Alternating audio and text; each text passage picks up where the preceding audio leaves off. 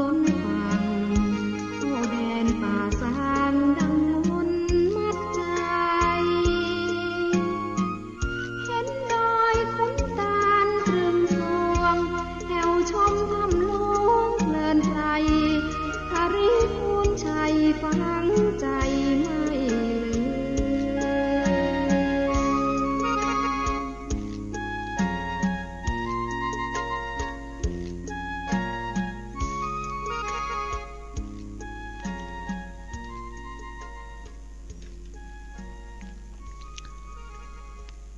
ขอความนอบน้อมจงมีแด่องค์สมเด็จพระสัมมาสัมพุทธเจ้าพระองค์นั้นขอนมัสการซึ่งพระธรรม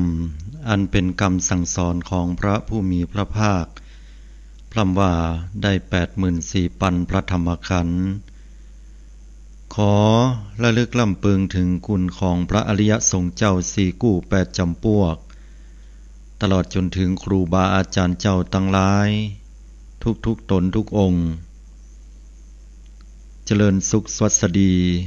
กับบรรดาสาธุชนญาติโยมอุบาสกอุบาสิกา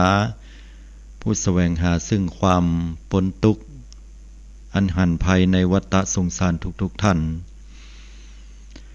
ขณะนี้ท่านกำลังติดตามรับฟังรายการไต้ห่มพระรัตนตรัยออกอากาศกุเจ้าของวันพุธตั้งแต่เวลา 5 นาฬิกาจนถึงเวลา 6 นาฬิกาเป็นเวลาอยู่1 ชั่วโมงด้วยกัน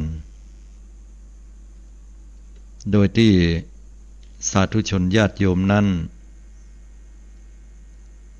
สามารถติดตามรับฟังรายการได้ต่างสถานีวิทยุเพื่อการศึกษาพระพุทธศาสนาและวัฒนธรรมคลื่น FM 104.50 เมกะเฮิรตซ์วัดฝายหินต้องขอกราบขอบพระคุณมายังหลวงพ่อท่านพระครูปริยัติยานุศาสตร์ที่ปรึกษาเจ้าคณะอำเภอเมืองเชียงใหม่เป็นอย่างสูงตลอดจนถึงท่านพระครูสมุวิศวัตรวรกิจโจผู้อำนวยการสถานีวิทยุ FM 104.50 เมกะเฮิรตซ์วัดฝายหินมาณโอกาสนี้ติดตามรับฟังได้ทางสถานีวิทยุกระจายเสียงคลื่น FM 90.75 เมกะเฮิรตซ์เสียงป่าซางขออนุโมทนากับทางคุณโยมรัตดาอินตางามพร้อมคณะที่ได้เอื้อเฟื้อในช่วงเวลาดังกล่าวมาณโอกาสนี้และติดตามรับฟังทางสถานีวิทยุกระจายเสียงทุกคลื่นที่ทำการลิงก์สัญญาณกระจายเสียงออกอากาศอยู่ณขณะนี้ต้องขออนุโมทนากับทางผู้อำนวยการและผู้จัดรายการตลอดจนถึงเจ้าหน้าที่ทุกท่านหรือติดตามรับฟังรายการได้ทางช่องทาง YouTube ก็ดีหรือธรรมะคลายเครียดซึ่งก็แชร์เป็น Facebook ไปก็ดีโดยที่สาธุชนญาติโยมพุทธบริษัททุกท่านสามารถโทรเข้ามาร่วมในช่วงท้ายของรายการได้ที่หมายเลขโทรศัพท์064 092 0919 064 092 0919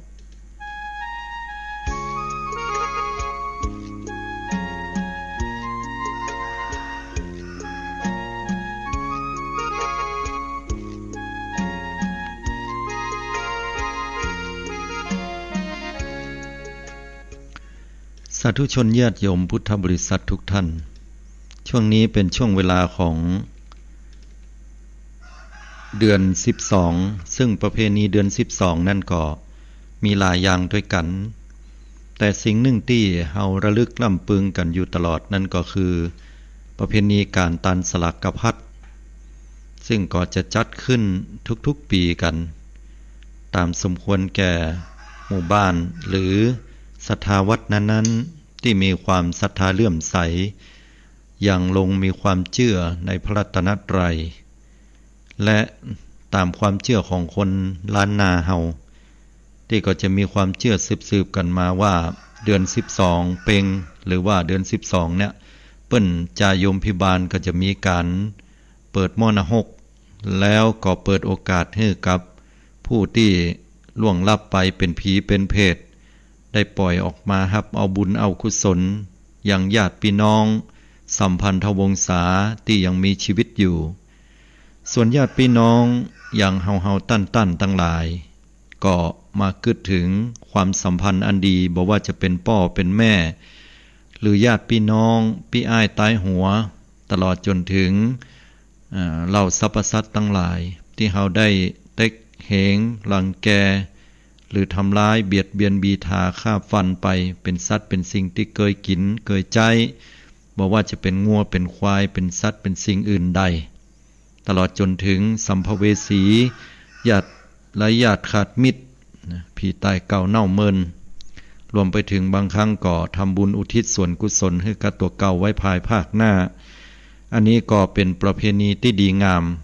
หลักใหญ่ใจความเหล่านี้ก็เพื่อเป็นการจัดลงไว้ซึ่งพระพุทธศาสนาเป็นการทำนุบำรุงพระศาสดาและพระธรรมและพระอริยสงฆ์เจ้าโดยช่วงนี้นั้นก็เป็นช่วงที่ผลหมากรากไม้ต่างๆนั้นก็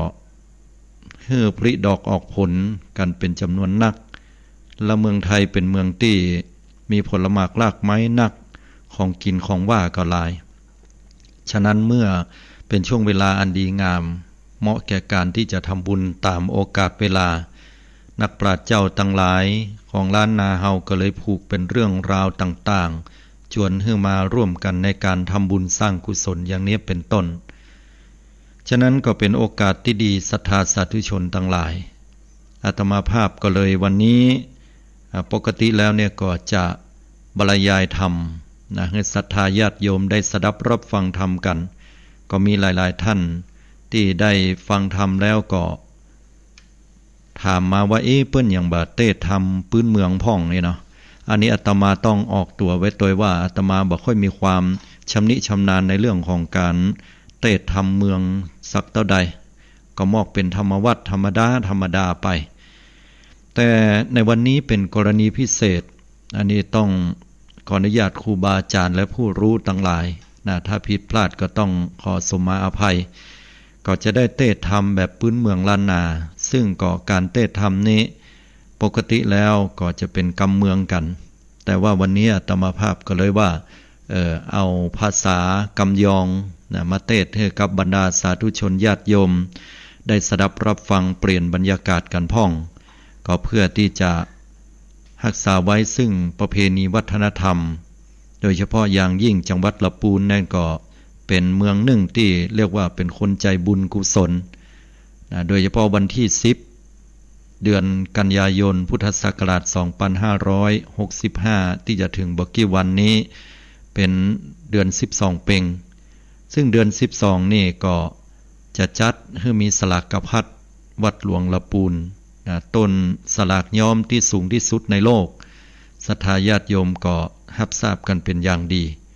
พร้อมกันนั้นอาตมาภาพก็เลยคิดว่าเป็นช่วงเวลาที่เหมาะละที่จะได้เทศธรรมให้กับศรัทธาญาติโยมได้ฟังธรรมในวันนี้เป็นธรรมพื้นเมืองชื่อว่าเปตภาลีซึ่งก็เรียบเรียงใหม่จากต้นฉบับเดิมโดยญาณสัมปันโนอันนี้อาตมาภาพจะได้มาเทศให้ฟังหากว่าท่านผู้หูต่างใดได้สดับรับฟังแล้วบ่ถูกบ่ทองอันใดก็ต้องขอสมาอภัยไว้ตยแต่ก็เพื่อช่วยกันอนุรักษ์รักษาประเพณีวัฒนธรรมเก่าเกื้อซึ่งจะสูญหายไปเรื่อยๆในฐานะที่อาตมาเองก็เป็นลูกหลานของคนยองเฮาก็ต้องการที่จะรักษากำยองบางครั้งก็ถามว่าจะได้บ่อู้ยองพ่องนี่นะอู้เหมือนกันโยมแต่พอดีอู้ไปอู้มาออกรายการตอนแรกๆนะเมื่อตะก้อนละเมินละหลายปีพอดีโยมเปิ้นเป็นคนอู้ไทยพ่องหรือว่าอู้กำเมืองเปิ้นฟังบ่ค่อยรู้เรื่องนะหรือว่าบางกำเนาะแต่โดยรวมแล้วก็ปองรู้เรื่องอาตมาก็เลยว่าอันก็อู้กำลาวก็ได้กำลาวก็คือภาษากำพื้นเมืองเนาะเอาละศรัทธาญาติโยมวันนี้มาฟังธรรมที่เป็นธรรมยองชื่อว่าเปตภลีพ่องต่อมาก็จะได้เทศธรรมไป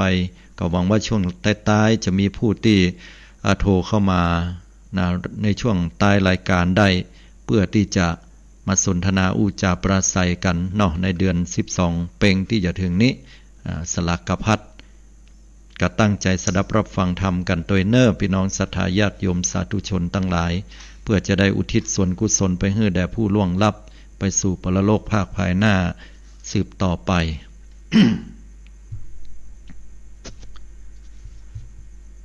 นะโมตัสสะภะคะวะโต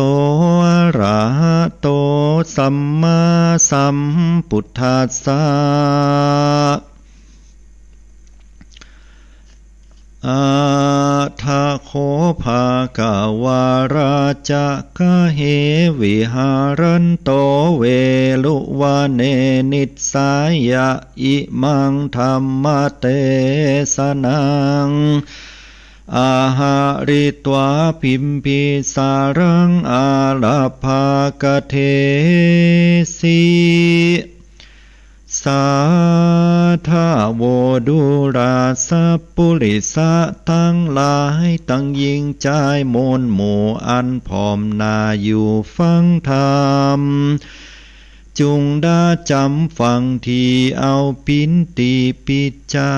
รณาดังเฮาจักจะบอกเล่าหือหูเก่ากองดีว่าหือมันจุลีน้อมไหวเทิงกุลป่อแม่ไทยสองขากับตั้งหมู่วงศาปีน้องอันตายจากห้องเมืองโคนหือมันสร้างกุศลไปหาจากปินกะตันยุตาอันพาเสดป่าหือเกิดเจยบานดังมีนิทานแต่เก้าอันพระพุทธเจ้าหากเทศนาเฮาจักจาก่าวจี้หือแจงที่ยาวไปจุงแปลงใจใสจื่นจ้อยติดต้อยถอยตามธรรมบัดนิแดเตอกีระดังได้ยินมานิเหล่ายังมีพระยาเจ้าตนเนืององค์อาจชื่อว่าเต้าราชพิมพิสารเต้ามักหือตานเขานำวัตถุพลัมปัจจัยตานแก่เจ้าสินใสบ่อเศร้าคือภิกขุเจ้าและสามเณรยกยอเกณฑ์น้อมไหวตานไปใจบ่ขาดสักวันแลนาลาติยายังมีในคืนวันหนึ่งตุนเต้าหลาดนอนอยู่ในภาศาสเสวยสลียามร้ายทีขอนรุงเต้าก็มากึดขุงคนิ่งหาถึงญาติกาพี่น้องอันตายจากห้องเมืองโคนว่าพองนั้นได้สร้างกุศลหลายหลากพองก่อสร้างบาปไว้มากเลอหลายพองก่อบ่กึดหมายสอดหูก่อกระทำบาปและบุญอยู่ศูนย์กันเขาเต่าคนิ่งหันกึดอ้างว่ากะทำบุญไปล้างยังบาปอันกาหยาบฮึกนาคนฟุ้งนินาไข่หู้ว่ากันเขาหมูบมูตายไปเขาจักไปเกิดที่ไหนนั่นจ้า ว่าอันแล้วเต้าตุนแก้วหอดใจก็มาสังกาใจหลายหลากกึดที่แต่ก็หากมีสองภาการคือมีสุขเจยบานจื่นจ้อยกับตุกจ่องหอยเคิงขี้เต้าปุลียศอาจกึดถอยวาดยาวไปก่อซ้ำทรงสายทำเหล่าเหตุนั้นกวนไต่เต่าไปสู่ยังตีอยู่พระทะลงยานแล้วนมัสการกลุ่มเก่าขอพระพุทธเจ้าตุนยศโยศได้พายโพธิเตสนาธรรมเต้าหอคำกึดแล้วใจผ่องแผ้วยินดีก็มีหันและนา ปูนาทิวาเสกันว่าหอดวันลุนลุงเจ้าพญาเจ้าพิมพิสารก่อหือตกแต่งดาอาหารและข้าวนำวัตถุพลัมปัจจัยแล้วป้าปริวานไปมนหมูเสด็จสู่เวลุวันตีพระทานลงธรรมยังจอดกันว่าเข้าไปหอดแล้วเราก็ไหวพระพุทธเจ้าสามโหนแล้วก็นั่งอยู่ตีโกนตนแต่นอาจตีนั่นตุนเต้าราชก็พุทธสาวาพันเตภากะวาขาแด่พระพุทธเจ้าอันว่าผู้ข้านี่เล่ามีกรรมสลังสังฆาวาหมู่วงศาปีน้องอันตายจากห้องเมืองโคนพ้องมีพญาตนมากเต่าปินยังผาดเจ้าจบท้องหูยังกองวิเศษยามอยู่ห้องเขตเมืองโคนได้สร้างกุศลบ่ขาดบ่พมาทลาสากันมรณากาผลากตายเหตุจากเมืองโคนก็ได้เอาตุนไปเกิดที่ห้องฟ้าเลิศคาเซมสีผ่องนั้นกะตำบ่ดีหยาบจ้ากันผลากหนาว่ำวายบาปกรรมหลายสร้างไว้จักป่าไปตกใหม่เครื่องขี่เกิดปีนผีและปีนเพศเสวยทุกขเวทเวทนาจากกะตามสันได้จานั้นเล่าหือหมู่เขาเจ้านั้นโสดได้พ้นจากทุกโทษอบาย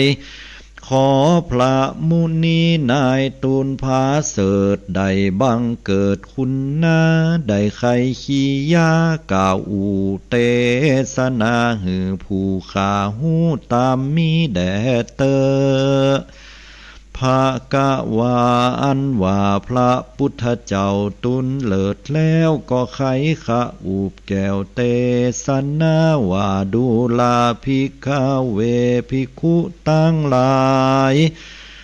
หนุ่มเฒ่าอันว่าบุญบาปนั้นเราอันได้ย่อมสำเร็จด้วยใจปินเหตุจักหือไปสู่เขตสถานการสร้างบาปหานนั้นโสดก่อจักใดเสวยโตดเครื่องขี่การสร้างกรรมอันดีนั้นเราก็จักใดเต่งเต้าเจยบานสุขสำราญบ่ขาดติในภาษาตาวติงสาดุรามหาราชเจ้าอันว่าคุณหนุ่มเฒ่ายิ่งใจกันเข้าว่ำวายละพลากตายเหตุจากเมืองคุณได้เอาตุนปีนเพศเสวยตุกอยู่เขตอบายใครหือเขาตั้งหลายได้พ้นจากต่างทุกอยากเครื่องขี้ก็หือศรัทธามีแต่เก่ามีใจใสบ่เศร้าเจยบานได้หือตานเขานำวัตถุพรามปัจจัยแล้วหลังนำหยาดไปตกตอดอุติศสะบุญไปหอดไปหายังสองขาป่อแม่ตั้งเฒ่าแก่ตานายตั้งญาติกาหลายปีน้องอันตายจากห้องเมืองโคนอันเขาได้เอาตุนไปไม่ตีในหลุมไตอบายหือเขาตั้งหลายมนหมู่พ้นจากตีอยู่เครื่องขี่ได้เสวยสลีจันฟ้าโค้งเขตลาเมืองสวรรค์และนาดูลามหาราชเจ้าอันว่าฝูงเพศนั้นเล่าอยู่ในนรกกันว่าหอดตกเดิด12 กาละเทิงท้องมาควายจ่ายุมพิบาลก่อไฟคุณนา ได้อนุญาวางปล่อยหือสัตว์ใหญ่น้อยนรกอันมาตกทุกข์ยากหือเขาได้ออกจากอบายได้ไปเยี่ยมกายพี่น้องอันอยู่แห่งห้องเมืองคนเปิดจักได้หับกุศลพละตานอันว่าบุญสารพายแผ่อันพ่อแม่และญาติกาได้ตานมาหาลอไว้ทาบ่หือเขาได้ตกถอยจ้าในอบายกันว่าเพศตั้งหลายหนุ่มเฒ่ามาฮอดแล้วเล่าเมืองคุณเขาก็เล่ล้นบ่จ้ารีบสะเพาะหน้าไปหายังหมู่วงศาพี่น้องอันอยู่ตามแห่งห้องเมืองคนเปอหวังหับเอากุศลพละตานหือใดพ้นจากต่างพานเอาไม่ตีในหลุมไตอบายเพศต่างหลายลางพองก็แล่นไปตามจ่องมักกาเพศอันปีนปิดตามารดานั่นเราก็แล่นไปหาลูกเต่ายิ่งใจเพศอันปีนปู่ย่าตายายโมนหมู่ก็แล่นไปสู่ยังลูกหลาน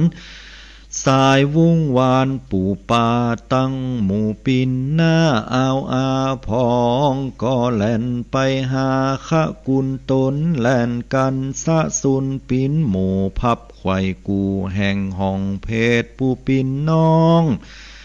ก็แล่นไปหาผู้ปีพับทุกตี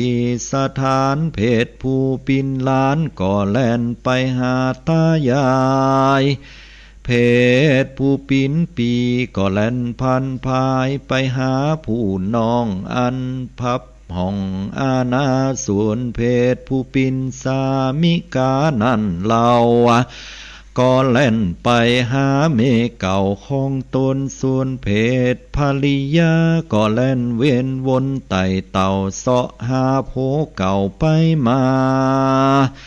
สอตามมักกาไปไขว่ตามน้ำใหญ่วังทานตามสุสานป่าจ้าตามน้ำตาณตีพับกุดีลงโบสถ์ก่อเปิดพระโยชน์แห่งตนหวังจักได้หับกุศลบุญตานหือได้พ้นจากตั้งผานอันปีนเพศถ้าลงตุกอยู่ในเขตอบา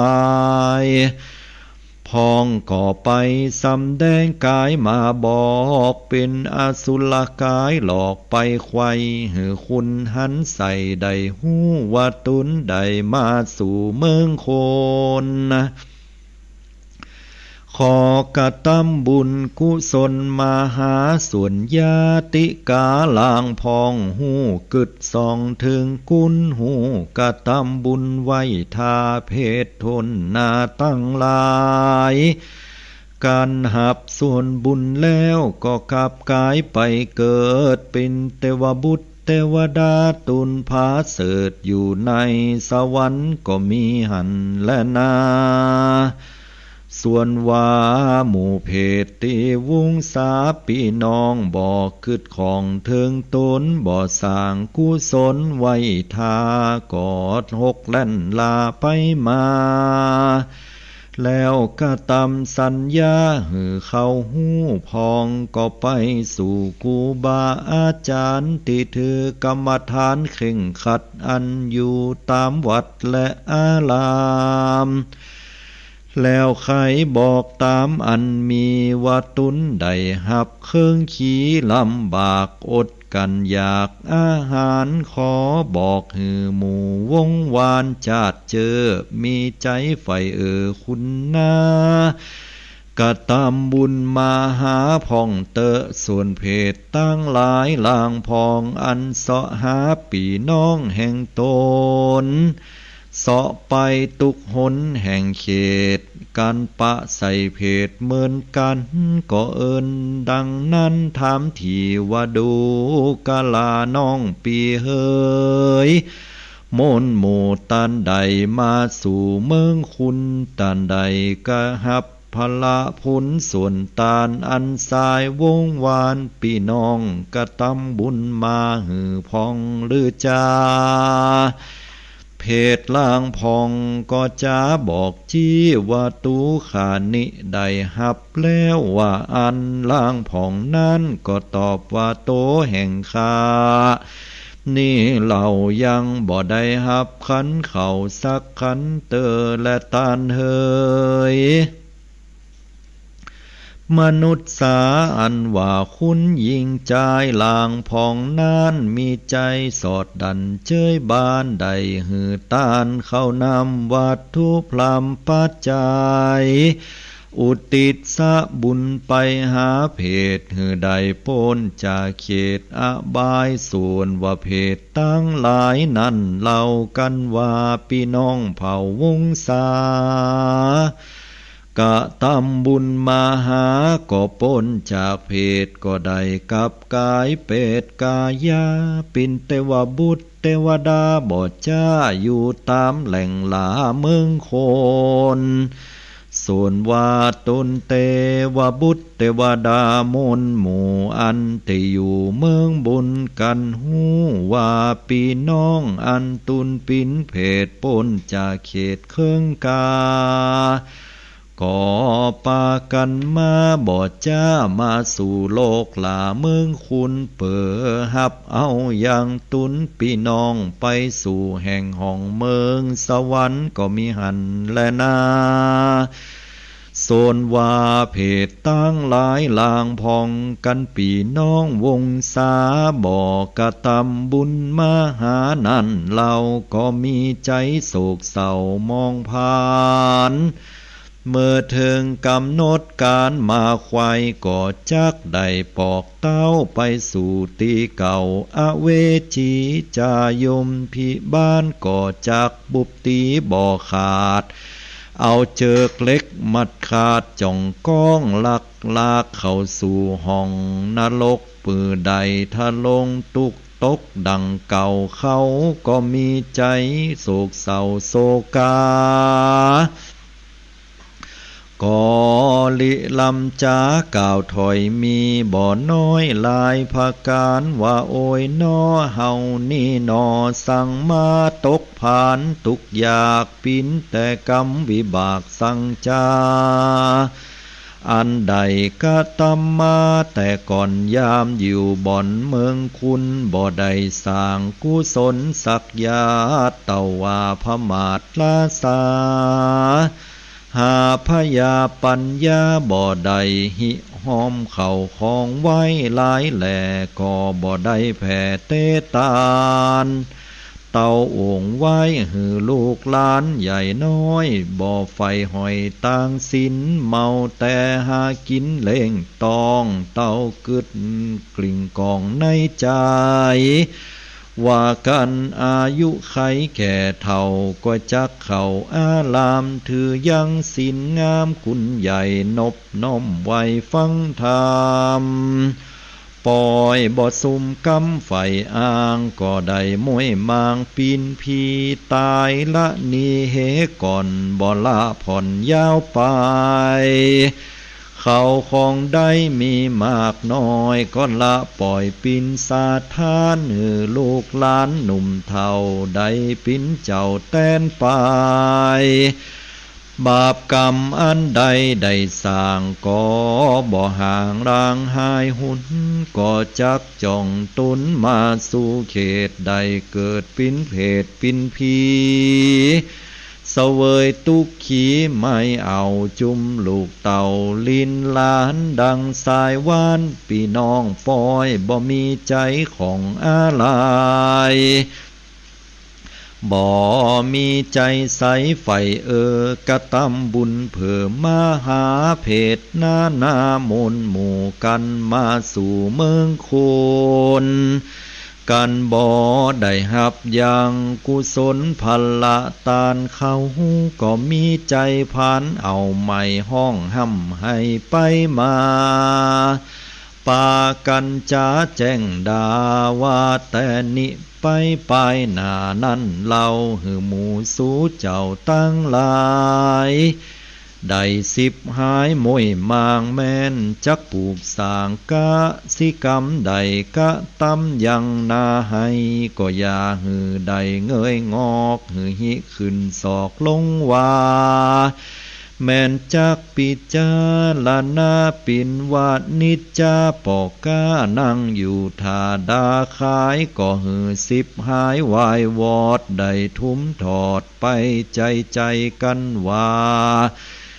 ซื้อไว้ปินต่างจ้างก็อย่าหือลอข้างอันใดแม่นจักไปปินลาจากการก็หือใดตกพันต่ำจ้า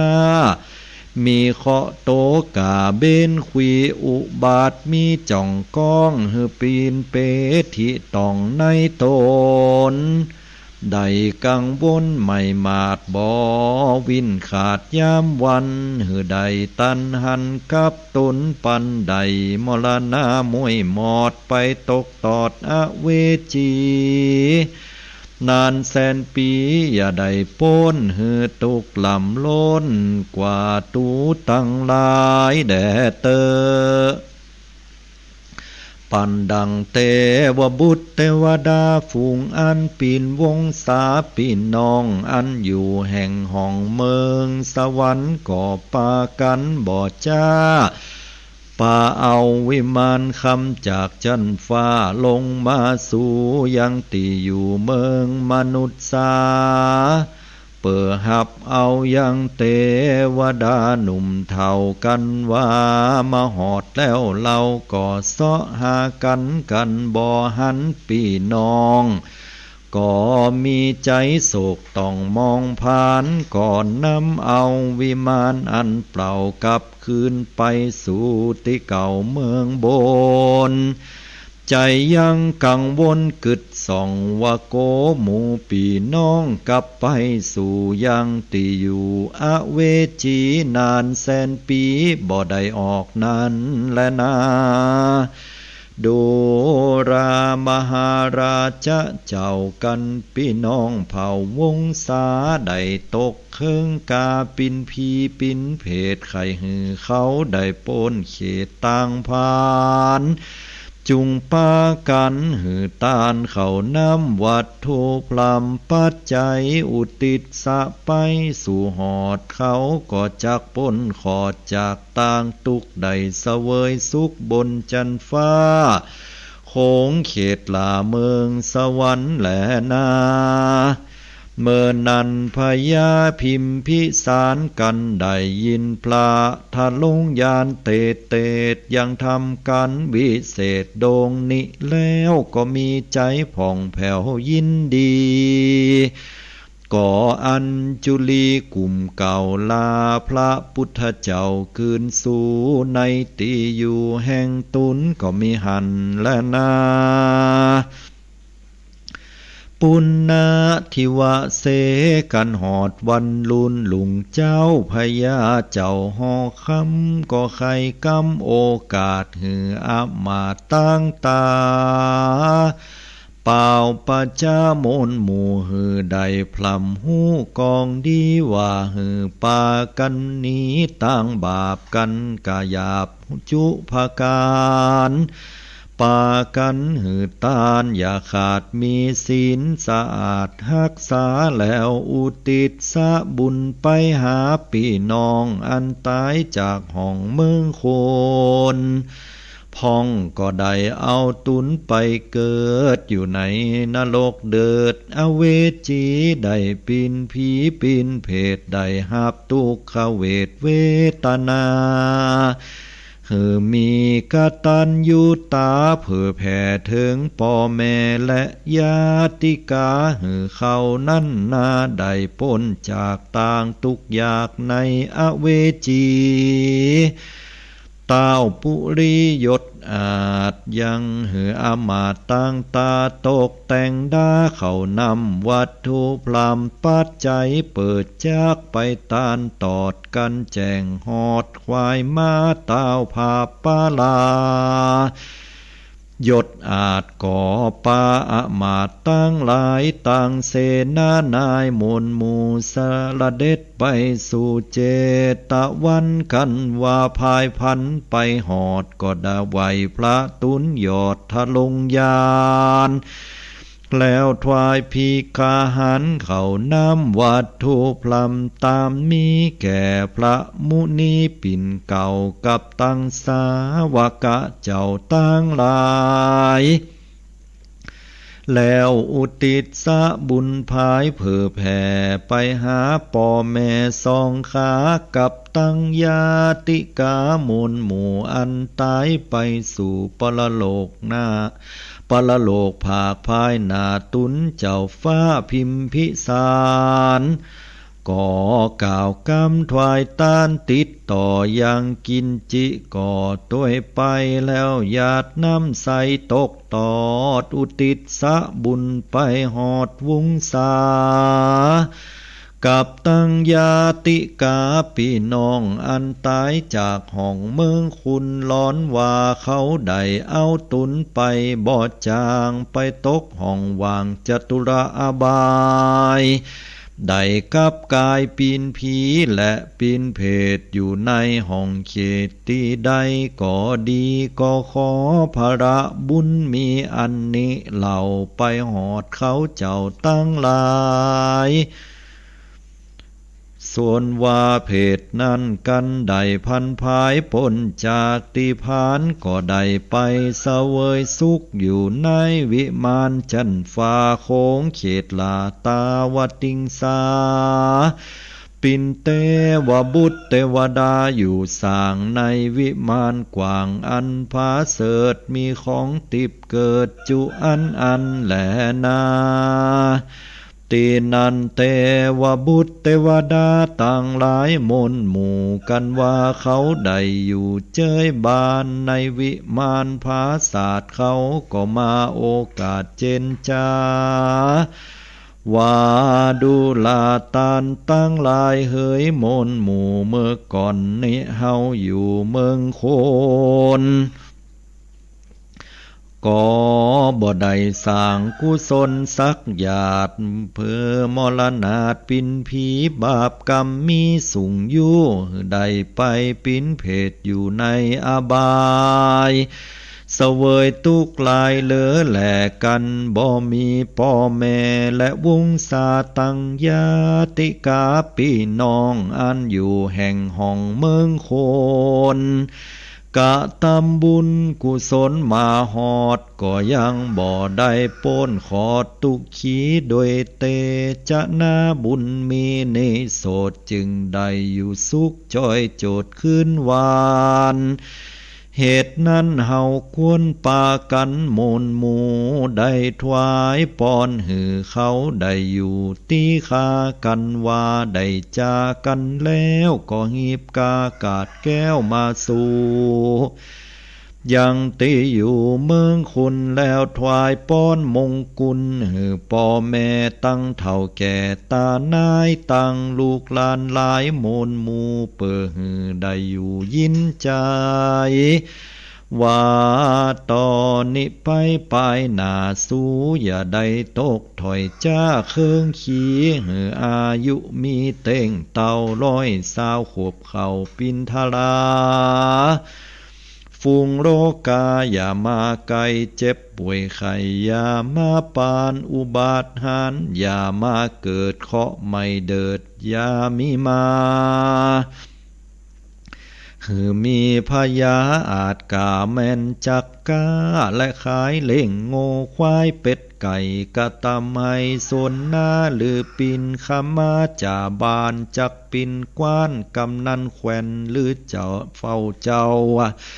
นั่งแต่นผู้บานหรือกะตำราชการกูเจอก่อ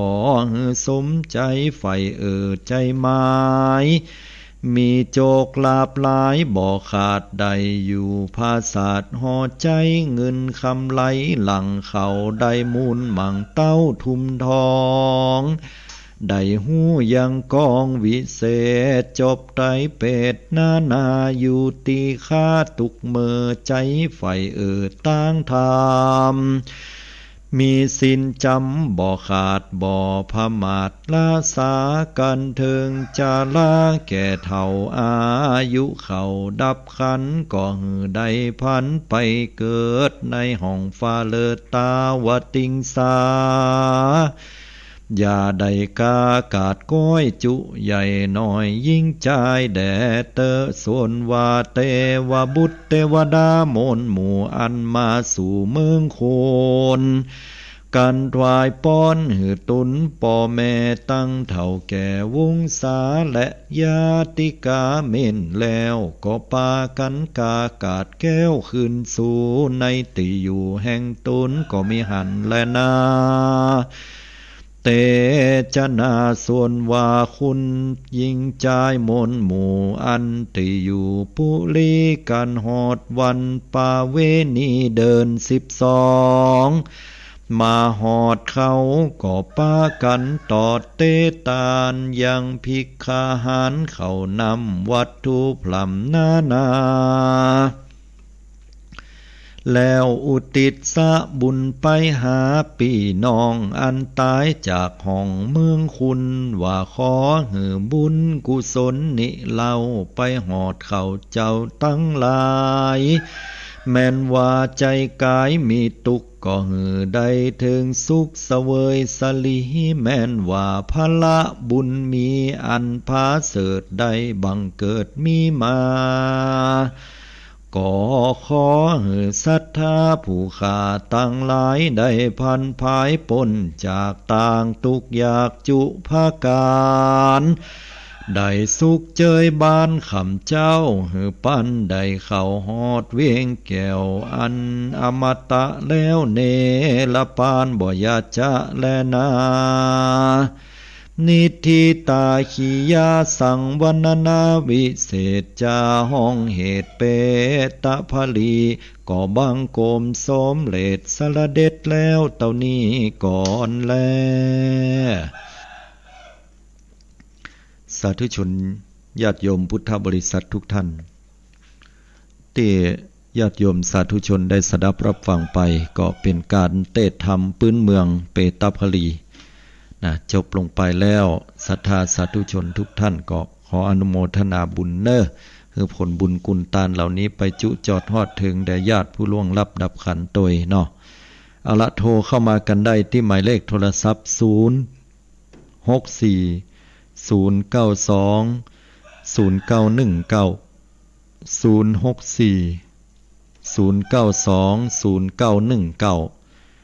วันนี้นี่ฝนตกยามเจ้านี่ฮ้อนเนาะฮ้อนอ่วม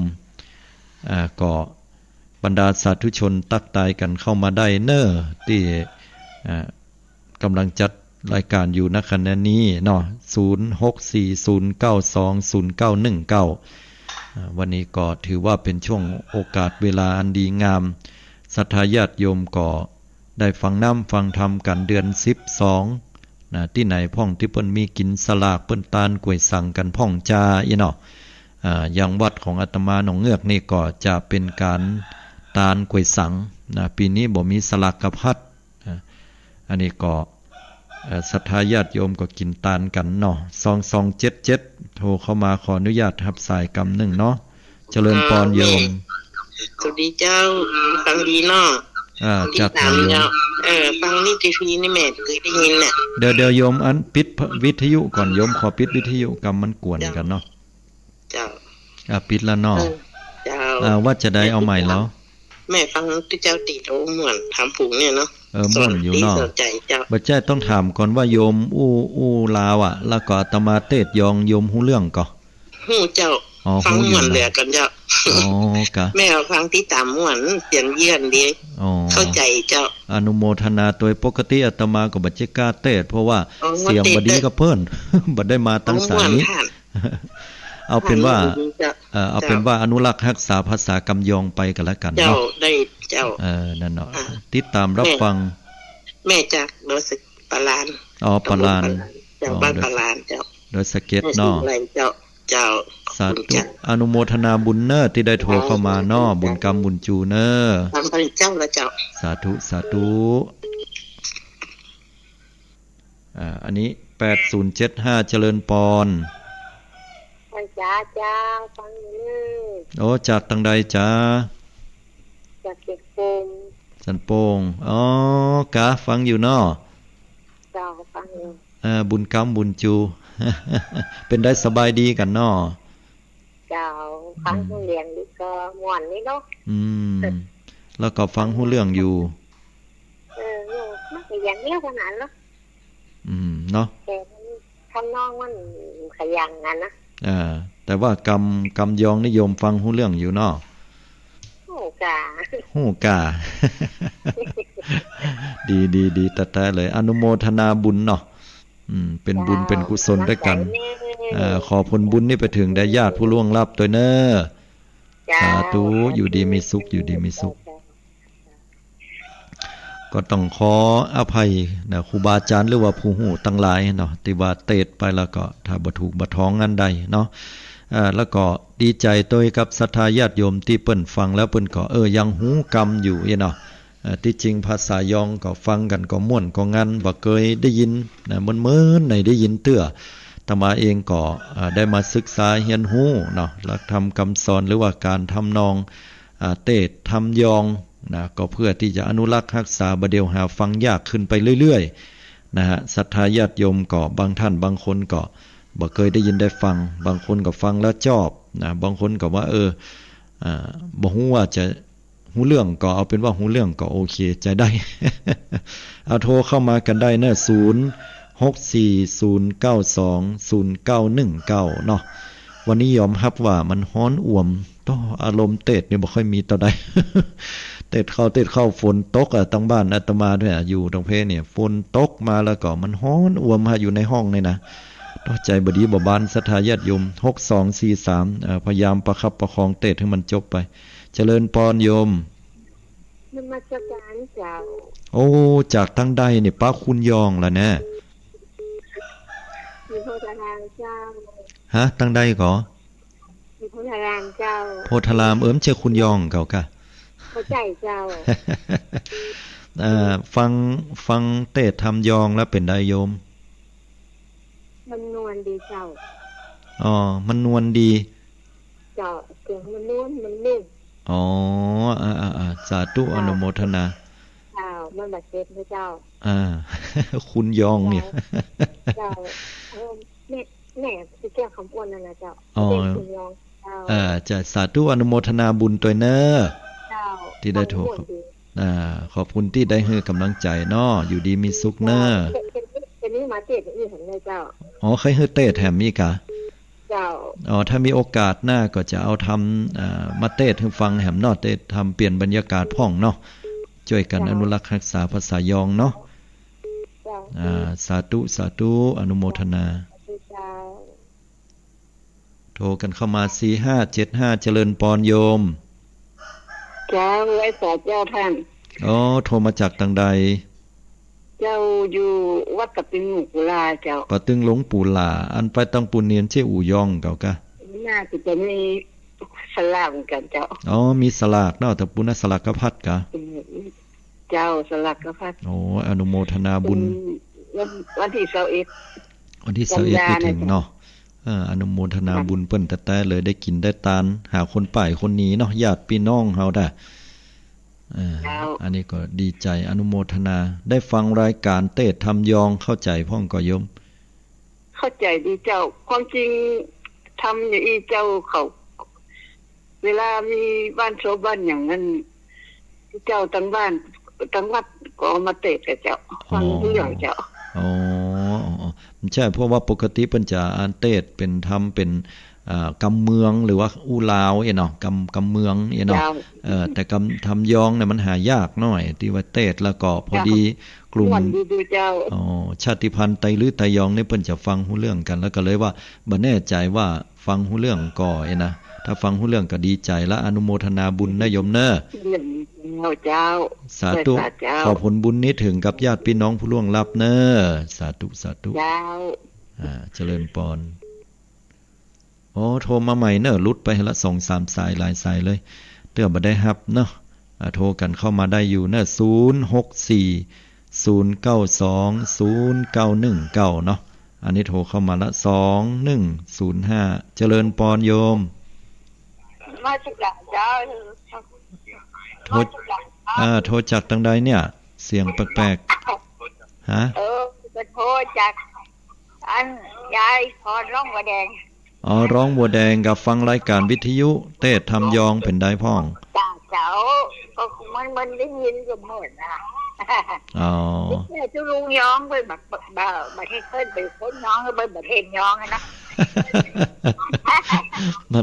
มันแล้วแต่โยมมันแต่ตุลุงยองเป็นเก่งนะตุลุงยองเป็นอู้ยองม้วนอู้ยองจัดเก่งอ่ะตมาชื่นชมเพิ่น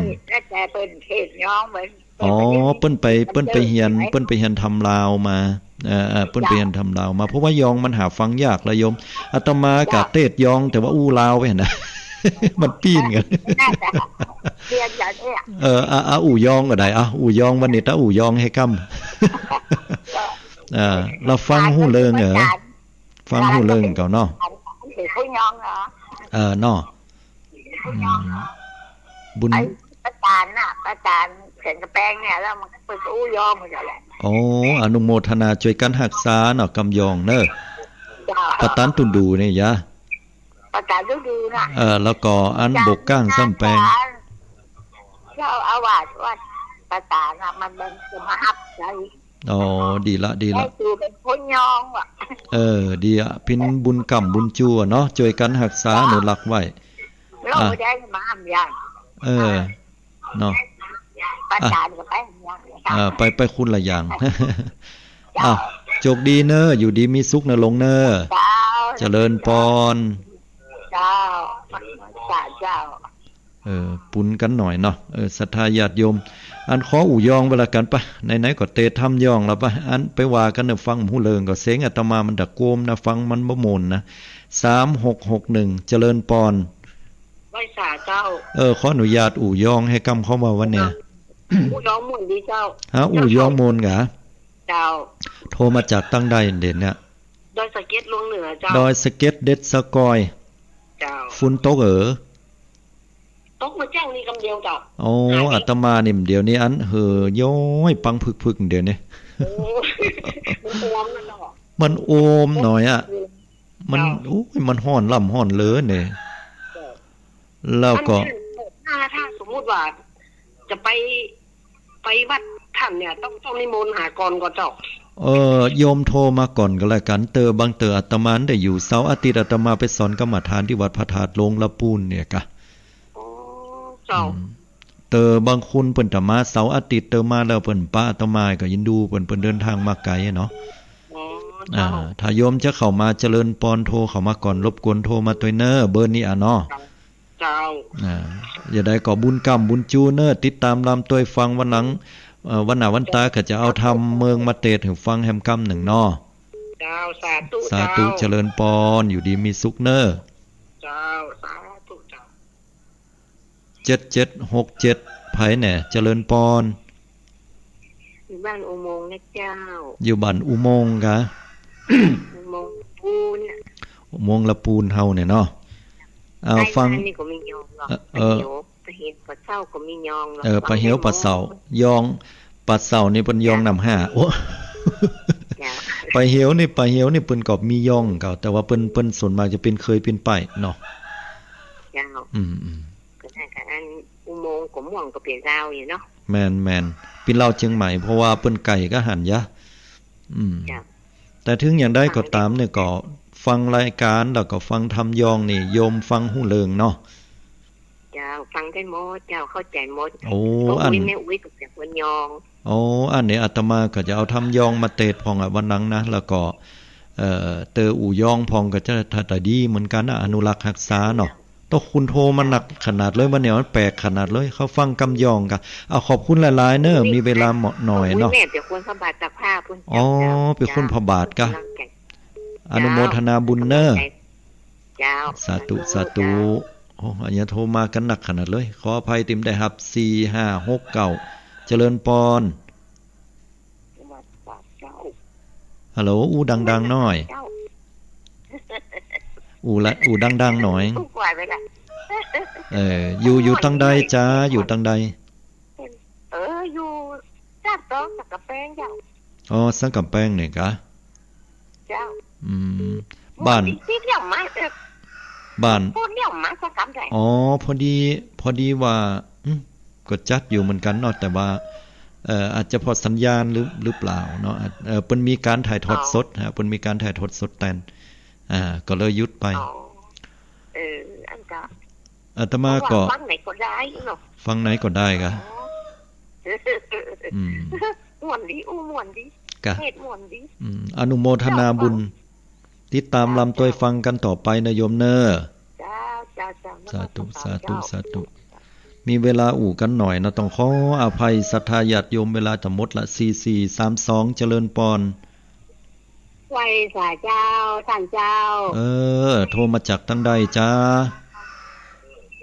แม่จันติวัดเกตกะลามเจ้าอ๋อจำได้แม่จันติวัดเกตกะลามเนาะปิ้นได้ฟุ้นฟังความเข้าใจดีเลยเจ้าเข้าใจดีงเก่ากะ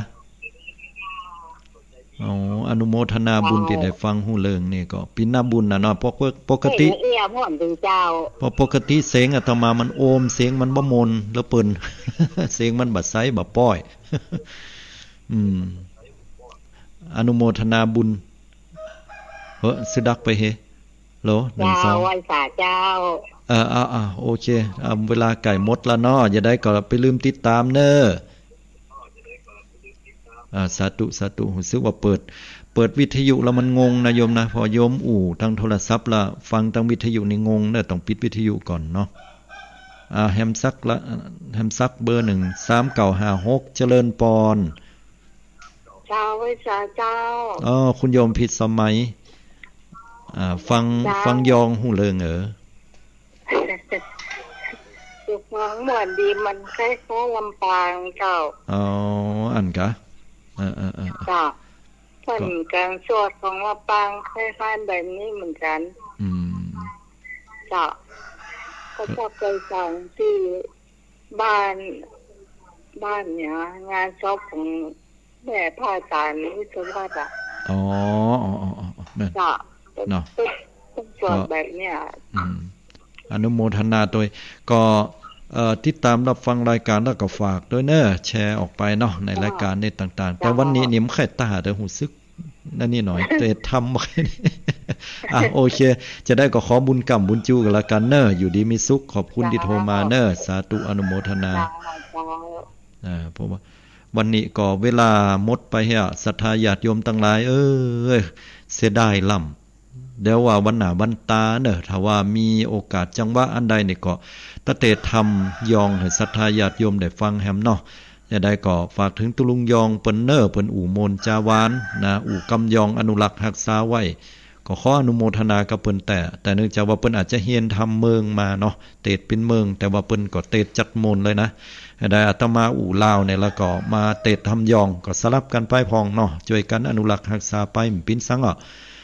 อนุโมทนาขอบุญกรรมบุญจูศรัทธาเฮาเจ้าขาตั้งหลายคู่ขู่คู่คุณเด้ออยู่ดีมีสุขบุญกรรมจูปูจ้าสุขภาพพรรณนามัยแข็งแรงกันหิปันมากาปันขึ้นเจริญโดยอายุวันนะสุขะพละคือได้ดวงตาหันธรรมถึงฝั่งมรรคผลนิพพานทุกท่านทุกคนขอเจริญปอน